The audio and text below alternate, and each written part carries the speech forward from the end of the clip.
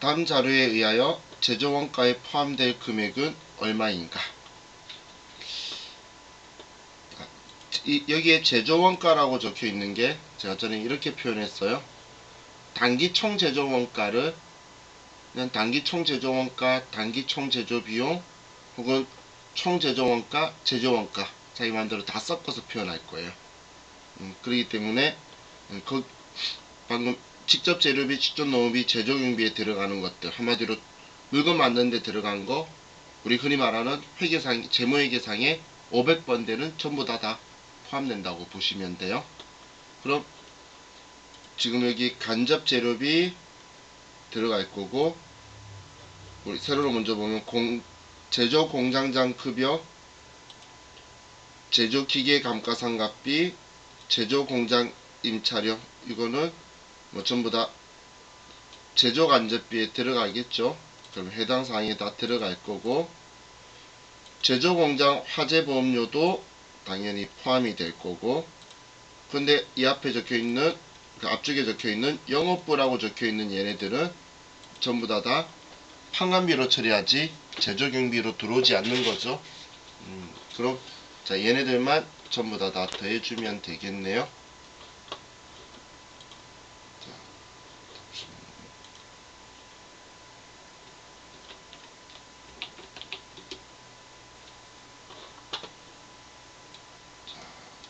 그럼 25만원, 85,000원, 105,000원, 12만원, 5만원. 여기서 플러스를 쳐버렸다.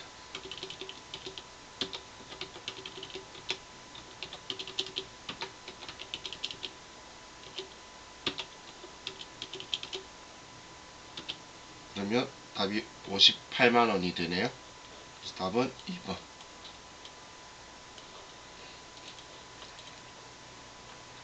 그렇죠? 다음 7번. 다음 중 보조부분 원가의 배분 방법에 대한 설명으로 옳지 않는 것은. 자, 직접 배분법은 보조부분 간 용육수수 관계를 전혀 고려하지 않는 배분법이다. 직접 배분법은 용육수수 관계를 전혀 고려하지 않는다. 맞죠? 다음 두 번째, 단계 배분법은 배분 순위를 고려한 배분 방법이다. 맞죠? 단계 배분법은 배분 순위를 중요시 여기는 거죠.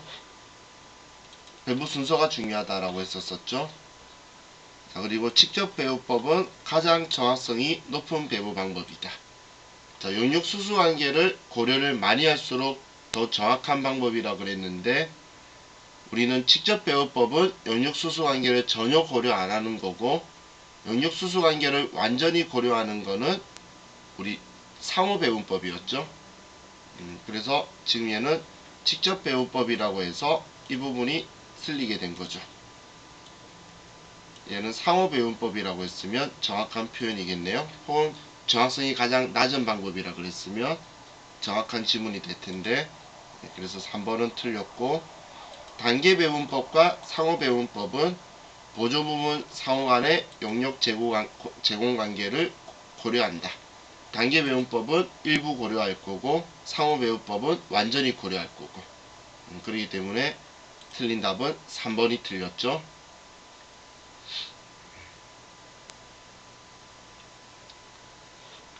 자, 다음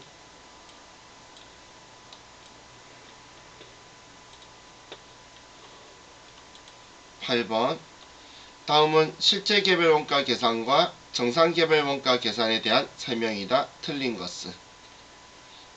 자, 실제 개별 원가 계산과 정상 개별 원가 계산은 모두 직접 재료비와 직접 농업비는 실제 발생액을 개별 작업에 직접 부과한다.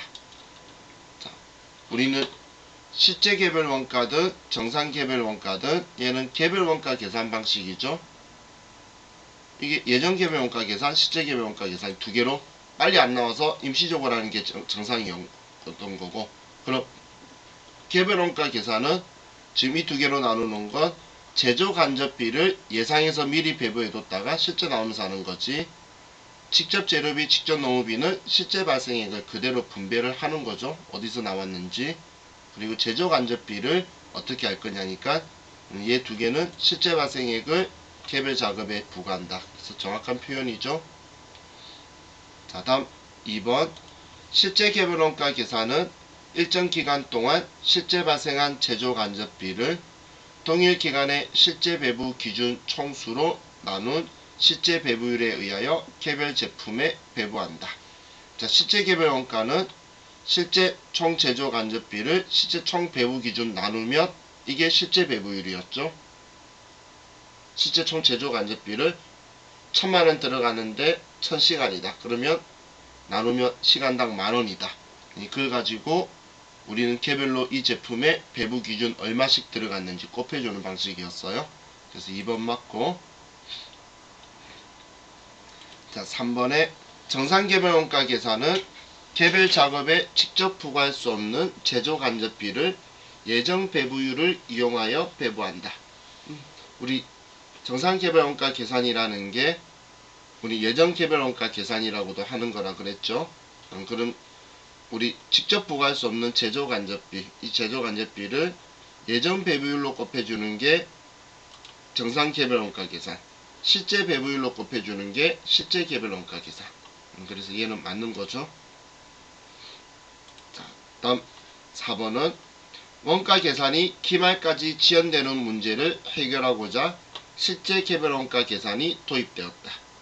실제 개별 원가 계산은 실제 값이 나오는 거라서 바로 쓰면 되는 거고, 그게 빨리 안 나와서 실제 개별 원가 계산하려면 실제 값이 연말까지 있어야지 나오니까 우리는 정상 개별 원가 계산, 예정 개별 원가 계산을 사용을 하는 거죠. 그래서 이 부분이 틀렸죠. 그래서 답은 4번이 틀렸네요.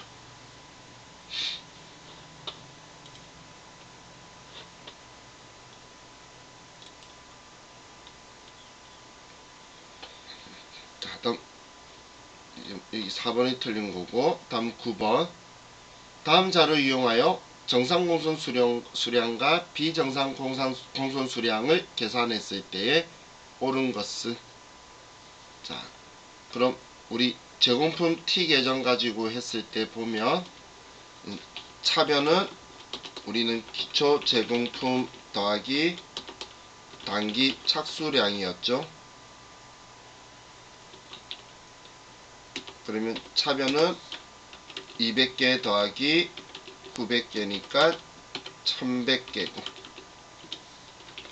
대변은 우리는 단기 완성량 더하기 기말 제공품인데, 그럼 완성량 800개 더하기 기말 제공품 150개 하면 950개가 되네요.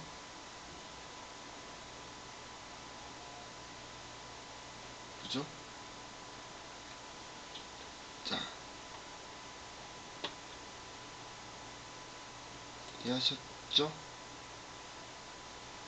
그럼 이제 이거 가지고 아래로 내려서, 그럼 공선 수량은 1100개에서 950개를 빼면 150개가 공선 수량이 되고, 정상 공선은 우리 완성품의 5%, 그럼 완성품이 800개고 이거에 5% 하면 40개가 되죠. 문제에서 정상 공소는 완성품의 5%라고 해서 그냥 이거 쓴 거예요. 그럼 비정상 공소는 우리는 공손 수량 빼기 정상 공손, 그럼 공손은 150개인데 정상 공손이 40개면 110개. 그럼 답은 예. 이거하고 이거하고. 그래서 답은 2번이 되겠죠. 이해가셨나요? 공선이 생각보다 쉽죠? 지금 제가 T 계정 써서 표현하기가 좀 적절하지 않아서 차변 대변 썼는데 이거 뭔지 아시겠죠? 지금 차변의 기초 착수 대변 오른쪽에 완성 기말이 들어가 있죠. 자, 다음 10번 당해년도에 제조간접비 예정 배부에 따른 제조간접비가 2,500원 과대 배부된 경우 다음 조건 하에서 제조간접비 예정 배부액은 얼마인가? 정보가 직접재료, 간접재료, 직접노무, 간접노무, 간접경비 이렇게 실제로 발생했다라고 적혀있네요. 자, 그럼 지금 얘가 실제로 발생했다는 것, 실제 발생한 이 금액이면 실제 발생한 제조간접비는 간접재료비, 간접노무비, 간접경비의 합이 제조간접비죠. 우리 제조간접비는 우리 간접재료비, 간접노무비, 간접경비의 합인데 그럼 2,000원, 4,000원, 4,000원 하면은 얘는 4,000원, 만원이네. 그죠? 그럼 지금 얘가 실제 발생한 거랐으니까 실제 배부액이 지금 10만원이라는 거예요. 아니 10만원이 만원이라는 거예요. 그런데 이거에 대해서 지금 예상을 과대 배부 2,500원 했다라는 것, 결론은 예정 배부액은 12,500원을 예상했었다라는 이야기가 되겠죠. 이해가시죠? 그래서 답이 4번이 되겠네요.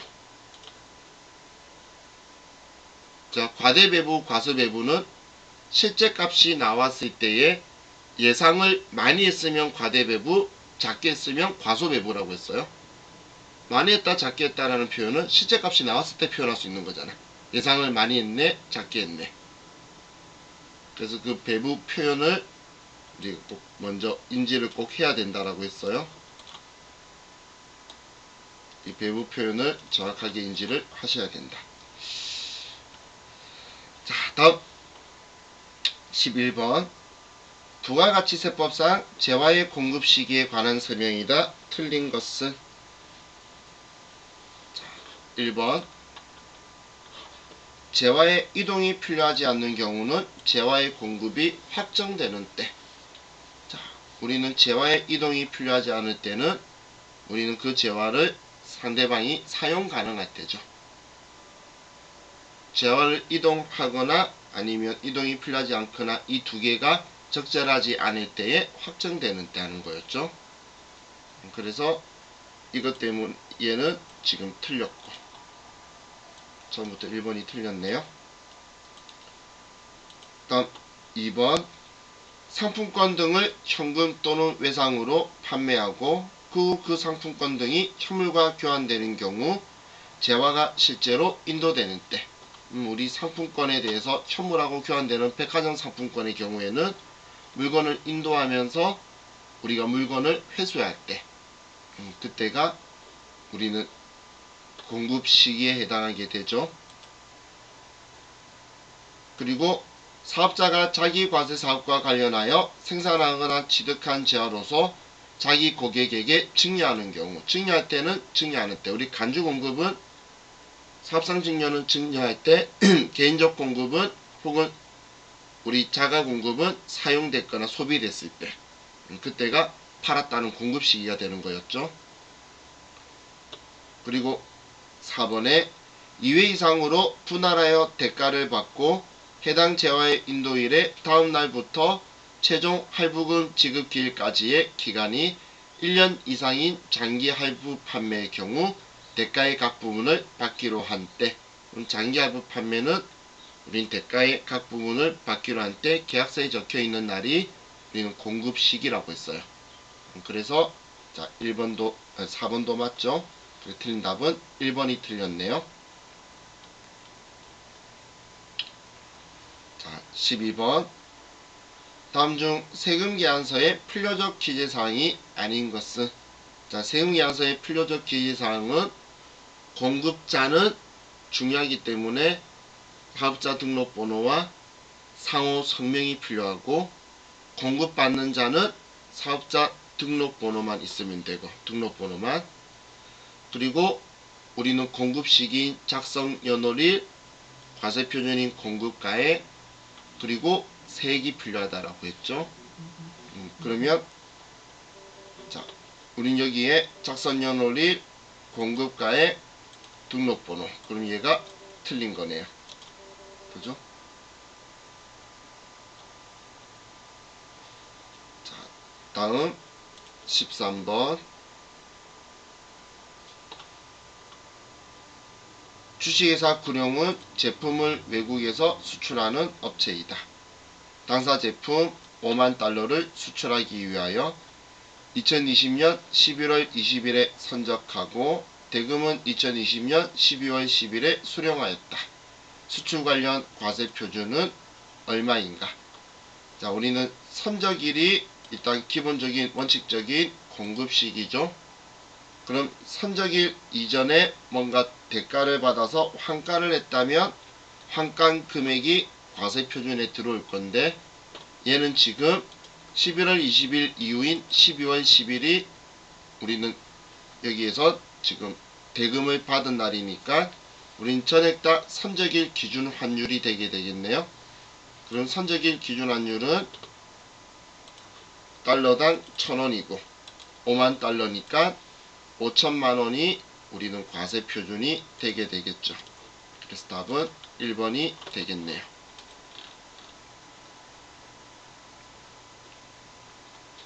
자, 다음 14번. 소득세법상 종합소득공제 중 기본공제에 대한 설명으로 가장 옳지 않은 것은? 1번 종합소득이 있는 거주자에 대해서는 기본공제 대상자 1명당 연 100만원을 곱하여 계산한 금액을 그 거주자의 해당 과세기간 종합소득금액에서 공제한다. 자, 우리는 기본공제는 1인당 150만원이죠. 그런데 100만원이다라고 해서 이 부분이 틀렸네요. 얘는 150만원이었으면 맞았을 건데. 그죠?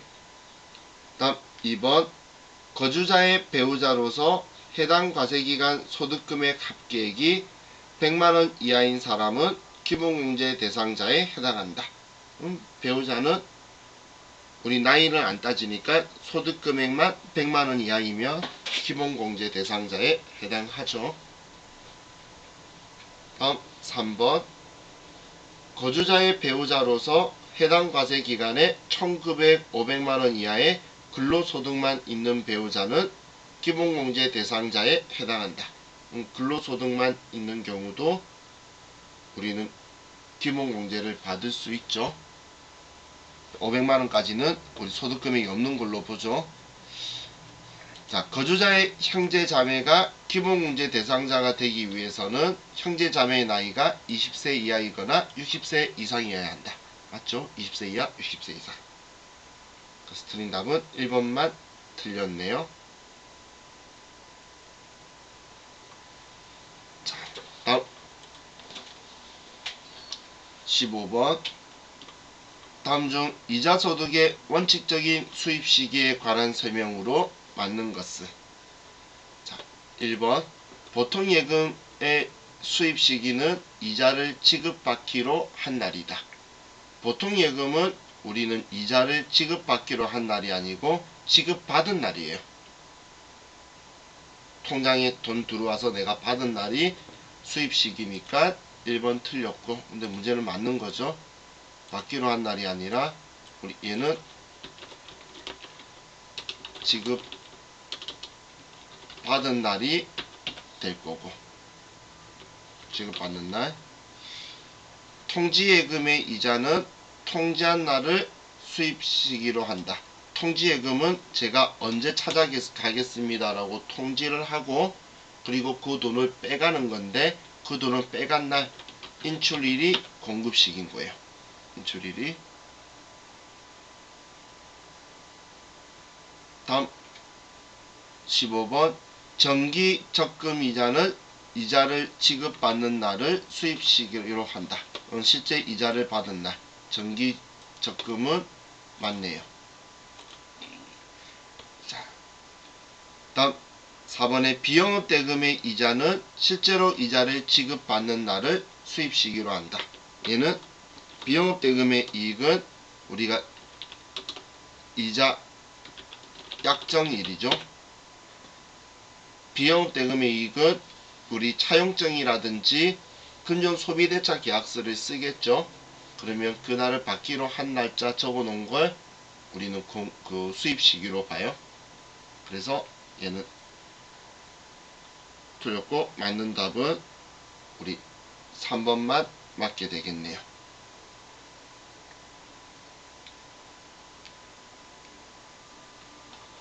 자, 이렇게 해서 우리 90비례를 또 전부 다 풀어봤네요.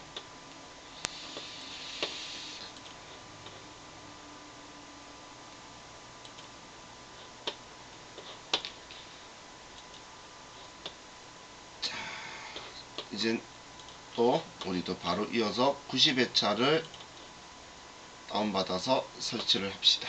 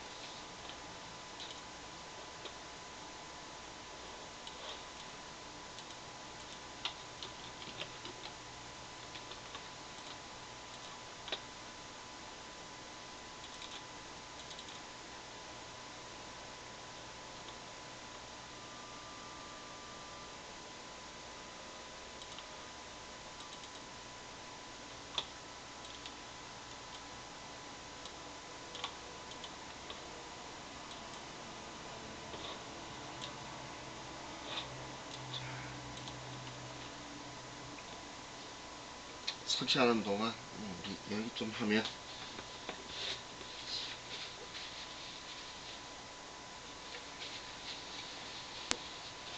지금 어제도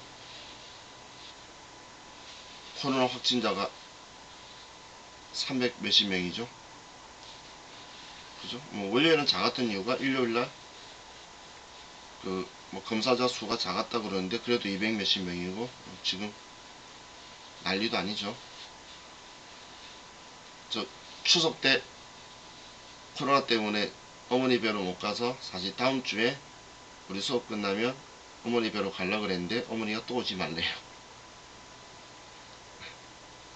지금 코로나가 지금 우리 어머니하고 이상가족 만들어 놨어요.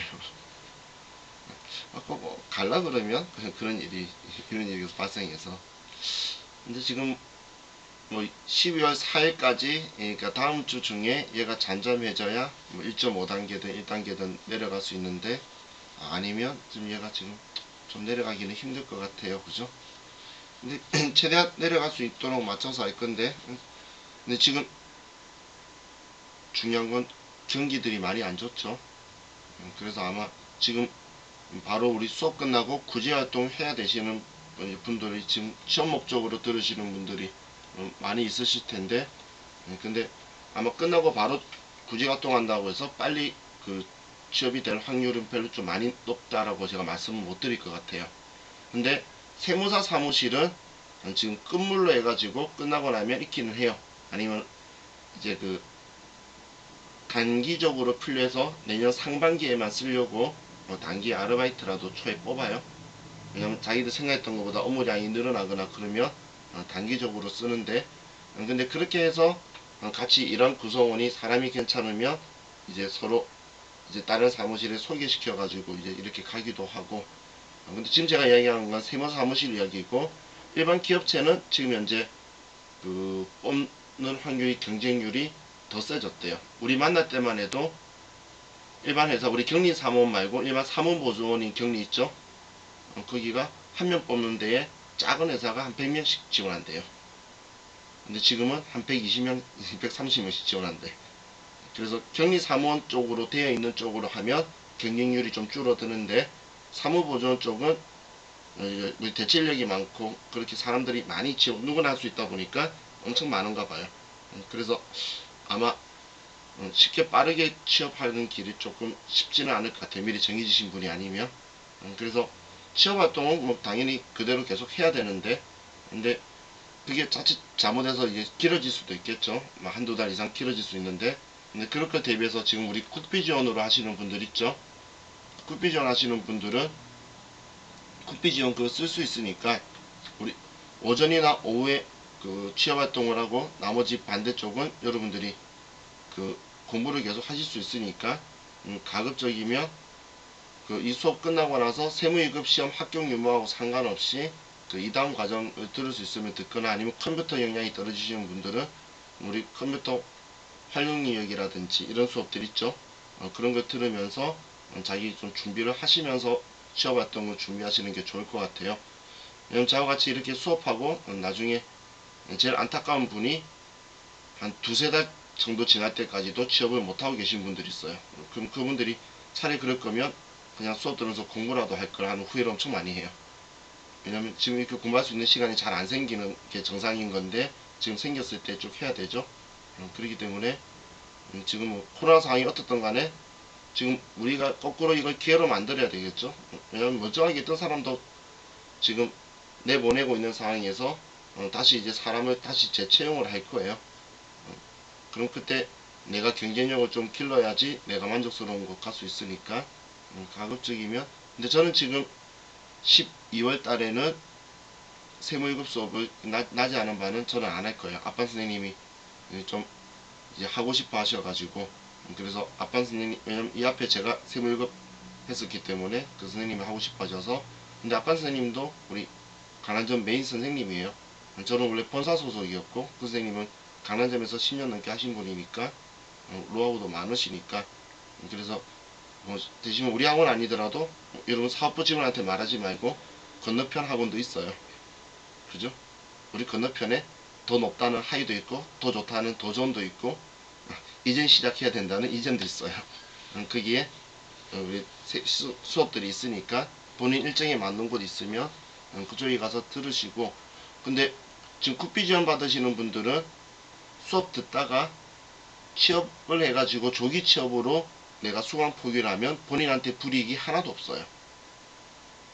그냥 수업 듣다가 포기하면 평생 따라다니는 이제 빨간 딱지처럼 붙어 있을 건데, HID 들어가면 항상 제일 위에 미수료가 뜰 거예요. 죽을 때까지 뜰 거예요. 그렇기 때문에 지금 우리 듣고 있는 수업에서 그냥 미수료 되는 건 안 좋은데, 조기 취업으로 해서 가는 거는 미수료가 아니에요. 조기 취업으로 떠요 나중에. 그거는 본인한테 불이익도 없고 미래 쓰는데도 아무런 그게 없기 때문에. 그럼 내가 언제 취업될지 모르니까 공부하시다가 취업되면 가고 안되면 그냥 그 공부 마저 해버리고 이렇게 하시는 것이 더 유리하겠죠. 학원 입장으로 이야기하면 그런 분들 안 좋아해요. 왜냐면 수료야 학원에서 돈이 나오지, 중간에 조기 취업해서 가면 학원에 돈 안 나오거든.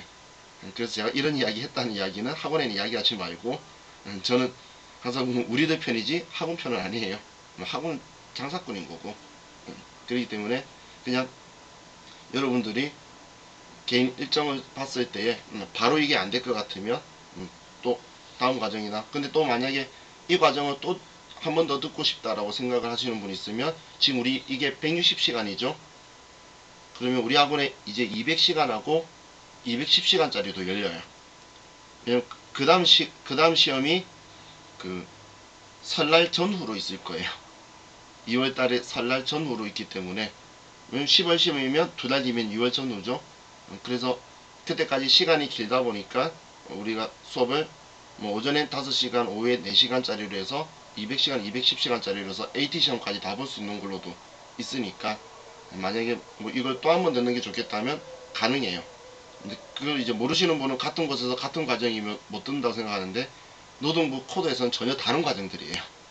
그래서 이제 그걸 들으셔도 되고 아니면 다음 과정인 세무1급 수업을 들으셔도 되니까 그렇게 해서 하다가 취업되면 우리 8시간 내 수업하는 거 아니잖아요.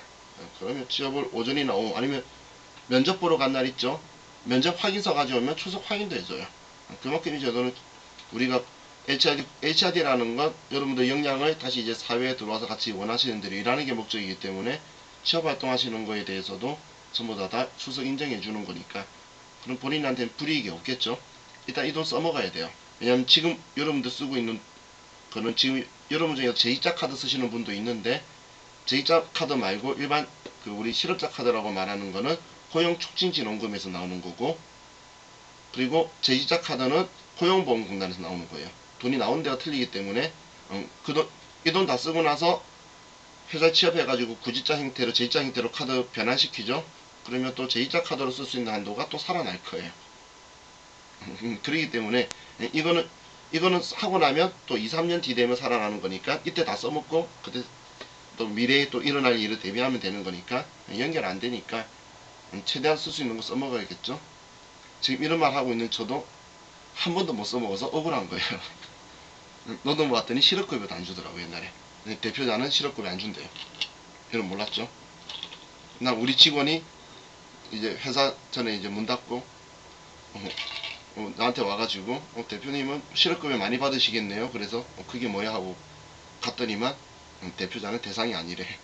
그래가지고 지금까지 실업급여도 한 번도 못 받아보고 뭐 지금 이런 제도로 수업도 한 번도 못 받아보긴 했는데 근데 이제 알뜰하게 챙기시는 분들을 보니까 정확하게 잘 챙기시더라고. 그래서 자기한테도 받을 수 있는 그게 되면은 자기가 누리는 게 제일 좋겠죠. 그래서 효율적으로 내가 피해를 안 보는 선에서는 최대한 누리는 게 좋으니까. 근데 어차피 취업이 목적으로 하시는 분이라면 이게 취미가 아니시라면 취업 목적이면 바로 취업이 될 곳이 없으면 그냥 이거 쓰시는 게 훨씬 더 활용적일 거라는 생각이 들어요. 그렇죠? 자, 세무1급은 우리 학원에서 하면 아빠 선생님한테 해야 돼요. 왜냐면 저는 2월 달에 끝나고 시작할 거라서 그 2월 달 반에 4월 달 시험 보는 말을 세무1급 할 거라서 자 이제 다들 설치 잘 되셨을 거니까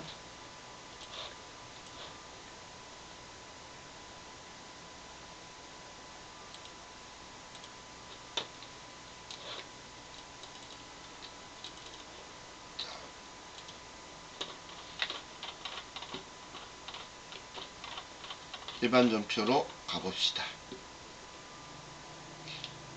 자 근데 우리 지금 두 회차 어제 마지막 시간하고 우리 오늘 초반하고 풀었는데 두 회차 중에 어떤 게 어려웠나요? 어제 거가 어려웠나요? 아니면 오늘 게 어려웠나요? 둘 다 쉬웠어요? 아니, 시험 합격률을 보면 오늘 푼 게 훨씬 더 높아요.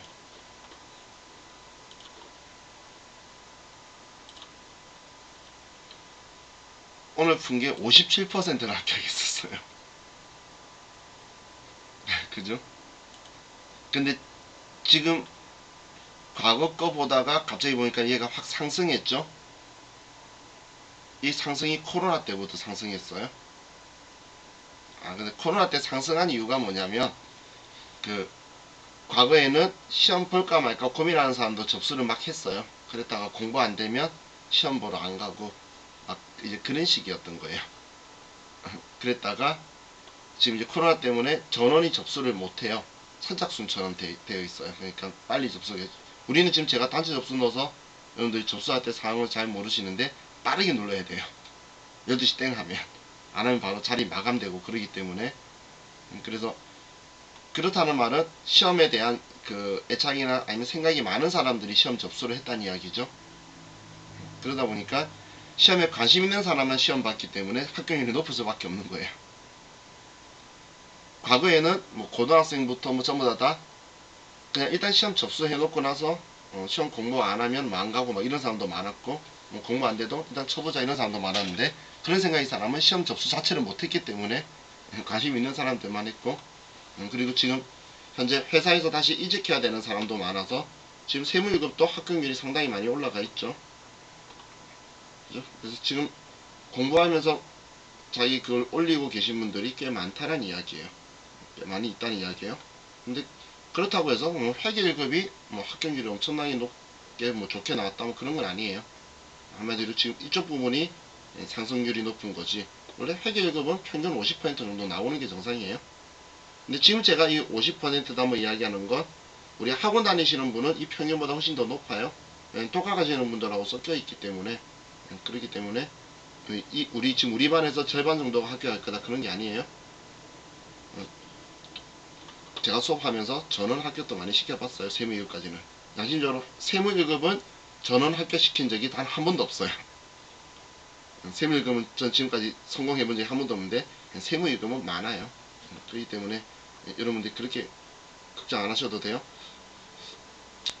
자, 그럼 일반 전표만 쭉 끊고 우리 쉬고 그렇게 합시다. 자, 일반 전표부터 보면,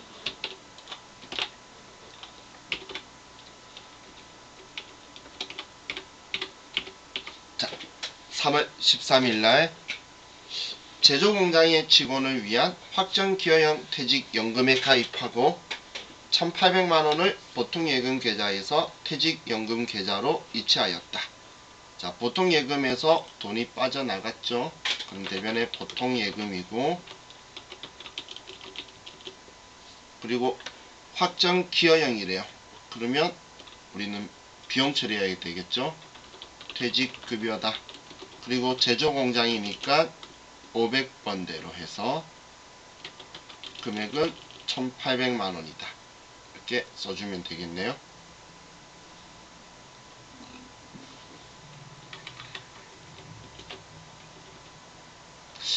참 확정기여형 상품, 확정급여형 상품에 대해서 계속 문제를 많이 물어보죠. 이건 회계 1급, 세무 2급 둘 다 많이 물어보니까 여러분들이 정확하게 인지를 하고 계시면 좋을 것 같아요. 자, 7월 13일날 영업팀의 고객 응대 친절 교육을 위해 항공사에서 근무하는 스튜어디스를 초빙하여 교육을 진행하였다. 총 강의료 40만원에서 원천세 35,200원을 차감한 금액은 보통예금으로 지급하였다. 그럼 보통예금에서 돈을 지급을 했고, 그죠? 지급했다. 나간 이유는 우리 직원들 교육시킨 거죠. 그럼 직원들 교육시키면 교육훈련비고,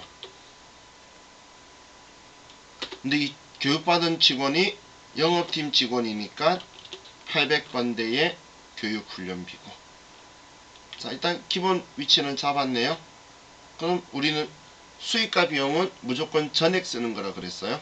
그럼 교육훈련비 40만원 전액 쓰고, 근데 보통 예금은 35,200원을 뺀 나머지 금액이 지급을 했죠. 자, 그럼 나머지 금액이 364,800원이고, 그럼 이 원천징수한 거는 예수금이다라고 써주면 되겠죠.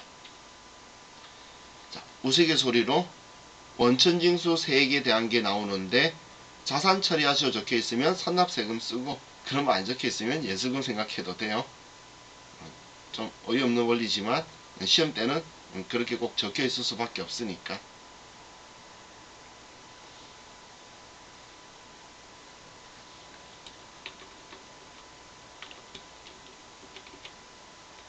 자, 다음 7월 12일 당사는 주식회사 미라컴에 제품을 판매하여 계상되었던 외상매출금 300만원이 회수불능 채권으로 확정되어 대손 처리하였다. 단 부가가치세는 고려하지 않으며 대손 충당금을 조회한 후 분개하시오. 자, 이번엔 외상매출금이 대손을 발생했으면 외상매출금에 대손충당금을 조회해야 되겠네요. 그럼 저는 항상 학계잔액 시산표로 들어가서 봤죠. 그럼 여기에서 오늘 날짜 7월 12일날 외상매출금을 찾고 먼저, 그리고 외상매출금 아래에 대손충당금, 그럼 잔액이 250만원 있죠. 250만원 찾으셨나요? 그럼 250만원 있는 거 확인했으니까, 자, 우리는 이제 얘 먼저 끌었을 거예요. 자, 외상매출금 못 받게 되었으니까 장부에서 지우기 위해서 대변에 외상매출금 미라커입니다. 금액 300만원, 차변에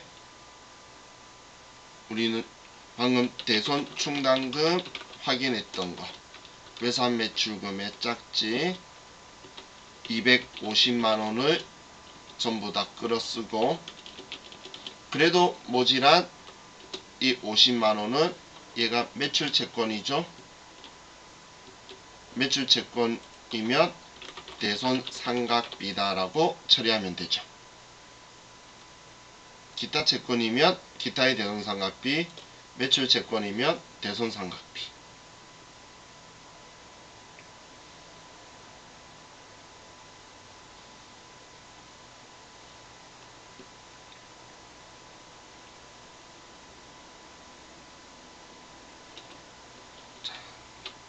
다음 10월 11일 회사가 발행 중인 사채 중 액면가 3천만원을 3,085만원의 보통예금 계좌에서 이체하여 조기에 상환하였다. 당사의 사채 할인 할증 발행 차금 계정의 잔액은 없다. 오, 얘네들 없대. 있으면 우리 지금 일부 상환한 건데, 있었으면 비율만큼 줄 건데 얘들이 지금 없다라고 했죠. 그럼 사채 계정 과목만 지우면 되겠네요. 그럼 5천만원 중에서 3천만원만 상환했으니까 우리는 발행할 때도 액면가, 상환할 때도 액면가인데, 뭐 우리가 일부 상환하면 일부 상환한 액면가를 차변의 사채다 3천만원 이렇게 쓰면 되고, 대변에는 보통 예금에서 돈을 줄 건데 3,085만원을 줬다는 이야기죠.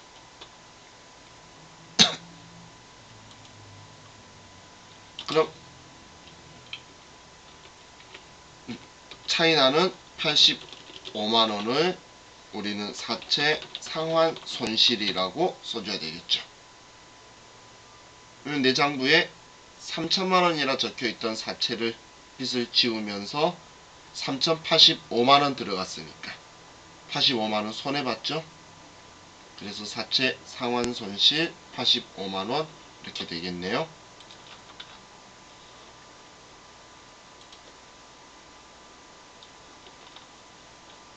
자, 다음 5번 유상증자로 신주 만주를 한 주당 2,000원에 발행하여 대금은 보통 예금에 입금되었다. 주식 발행과 관련하여 김 법무사 수수료 30만원이 미지급되었다. 현재 주식 할인 발행 차금 50만원이 있으며 하나의 전표로 입력할 것. 자, 일단 우리는 유상증자 주식 발행한 거죠. 그럼 대변에 자본금이 될 거고, 이 자본금은 무조건 주식수 곱하기 액면가 1,000원짜리를 만주, 그러면 1,000만원이 되고, 차변에 보통 예금에 입금되는데, 보통 예금에는 뭐 돈 빼고 그런 거 없이 그냥 2,000원에 발행한 전액이 만주니까 2천만원이 들어왔죠. 그럼 주식 발행하면서 지금 1,000만원 이익본 줄 알았는데 30만원만큼 주식 발행 비용이 들어갔네요. 그럼 얘 지금 대변에 줘야 되는데 얘는 미지급했대요. 그럼 미지급금이라고 써주고 김 법무사한테 줘야 되는데 지금 우린 이 돈 빼고 이익이라고 써야 되니까 30만원만큼 우리는 법무사 수수료가 빠질 거고,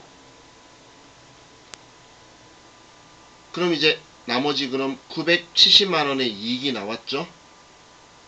그럼 주식 발행하면서 이익 보게 되면 우리는 주식 할인 발행 차금 잔액이 있는지 봐야 되는데, 문제에서 친절하게 현재 주식 할인 발행 차금이 50만원 있으며 이렇게 이야기하고 있네요. 그러면 이 50만원도 먼저 우선 상계해야 되겠죠. 주식 할인 발행 차금도 50만원을 먼저 우선 상계를 하고, 그래도 우리는 돈이 남죠. 그 남는 920만원이 주식 발행 초과금이 된다라고 써주면 되겠죠.